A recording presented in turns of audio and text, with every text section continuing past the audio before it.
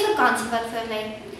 Ek het vandag besluit om by 'n paar rankie-leerders uit te vind wat hulle beplan om hierdie skoolvakansie te doen. So kom ons verwelkom vir Luan Venter en Aiden van der Walt by vandag se potgooi. Luan, wat beplan jy om hierdie skoolvakansie te doen? Ek gaan op 2 crickettoere saam met die eerste cricketspan en ek gaan 'n nuus rugby toere en ek gaan fiks bly vir die sewes rugby. Wat beplan jy om hierdie skoolvakansie te doen, Aiden? Op 2 crickettoere te gaan en cricket my hele skoolvakansie te oefen. Ek hoop jy sal 'n klomp sê, Aiden. Luan, wat dink jy gaan die lekkerste vir jou wees hierdie skoolvakansie? Daai nuus rugby toer van 'n week waar ons oorslaap by die plek en net vir 'n hele week lank rugby speel.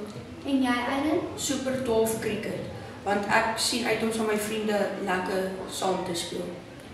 Vir die van ons wat by die huis gaan bly, is daar ander lekker aktiwiteite waarmee ons onsself kan besig hou. Soos byvoorbeeld om tyd saam met geliefdes deur te bring, deur saam te bak en te kook. Geniet die welverdiende rusvakansies, of dit nou langs die see, op die cricketveld, op die jagveld, laat slaap of met 'n boek in die hand is. Dankie Luan en Aiden dat julle hierdie potgooi saam met my kom doen het vandag.